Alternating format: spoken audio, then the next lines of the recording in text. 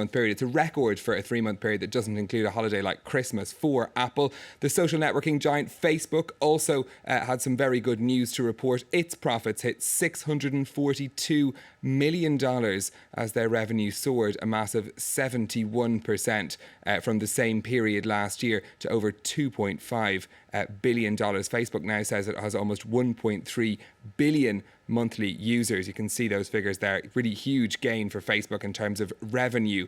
Anyway, for more on both of those stories, though, we can go to San Francisco, where correspondent Rebecca Bowring is standing by for us. Hello, Rebecca. Thank you for joining us. Let's start, if you will, with Apple. Really, the star performer in the results there was the iPhone. Absolutely. One thing that we've learned from Apple's results is that the iPhone is still incredibly popular with consumers. So the company sold 43.7 million handsets in the first quarter of this year, beating Wall Street's expectations. And some critics had suggested that perhaps interest in the iPhone has started to tail off. Apple is still being seen as playing it safe under its current CEO, Tim Cook. We haven't really seen any new devices released in quite a few years, just iterations of old ones. And it's not like the heady, innovative days when Steve Jobs was at the helm. But the fact of the matter is the iPhone is tried and tested. Consumers love it and it's lucrative, and it's providing more than half of Apple's revenues. Sales were up 17% for this quarter compared with the same quarter last year. They were, though, down 14% on the last quarter of 2013. As you mentioned, that was the Christmas period, so sales were up then. And it also seems like some consumers are waiting perhaps for the release of the iPhone 6 this autumn, when Apple traditionally releases new versions of its products before they upgrade their old one. The iPads, though, have not been doing so well. A 16% drop we saw there, that's the steepest ever. It still remains Apple's best growing product, but the sales figures were really quite below what investors had expected. One more thing to add is that we heard from CEO Tim Cook today hinting that maybe there's going to be a new product added to the portfolio soon. Of course, Apple takes its time. It's never been a company to just rush in and launch a product ahead of the rest of the competition, but it could be that he's hinting at the unconfirmed rumor of an iWatch, which is a smartwatch meets fitness device that will catapult Apple into the wearables technology category. Very exciting news possibly coming from Apple. I'm sure you'll be keeping an eye on that for us, Rebecca. Moving on to Facebook now, though, as well. We'd seen jitters in Google's results last week over mobile advertising. No such fears, though, with the social network.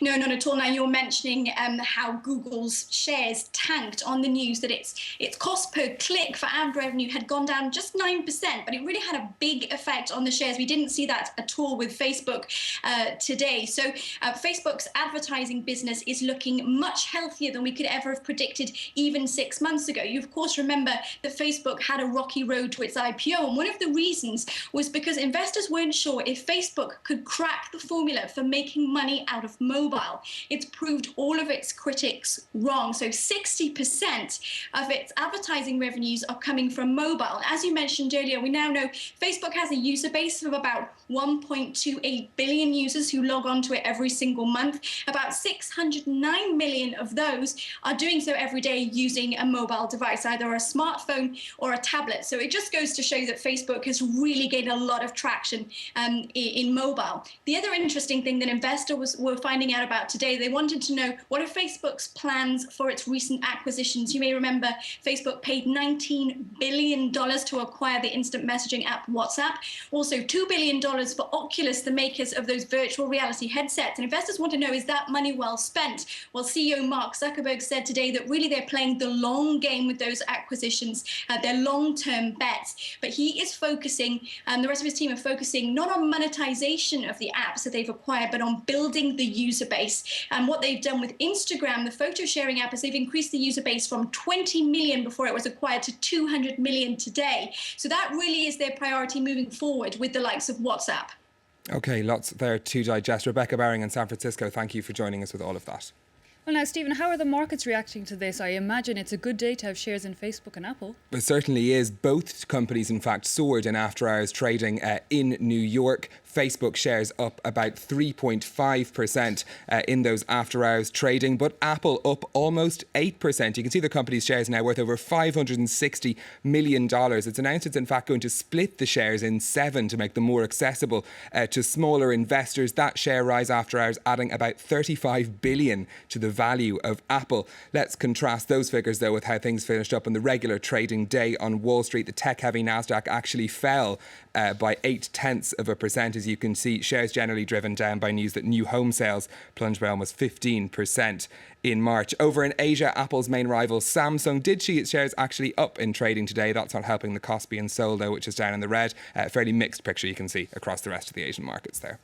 Well, after the bumper rises in Wall Street, we're going to come back here to France where we're still looking at this massive deficit that we need to address. Yes, and ministers got some details of how that's going to be addressed in a cabinet meeting on Wednesday. They approved the 50 billion in public spending cuts put forward by the Prime Minister Manuel Valls. Despite objections from some members of the Socialist Party, the Prime Minister is sticking to his plans to freeze public sector salaries and welfare payments. Now, the cuts are part of President Hollande's so-called Responsibility Pact with businesses, which gives them tax cuts in an effort to stimulate job creation. Finance Minister Michel Sapin said France will meet its 3% budget deficit target by next year, but he's brushed off fears that the cuts might hurt economic growth. The Responsibility and Solidarity Pacts will allow us to increase growth by 0.5 point by 2017 and also generate roughly 200,000 additional jobs. Stephen Carroll there with the Business News. Thank you indeed for that. It's now time to go online with Web News, which today, among other items, shows us how an NY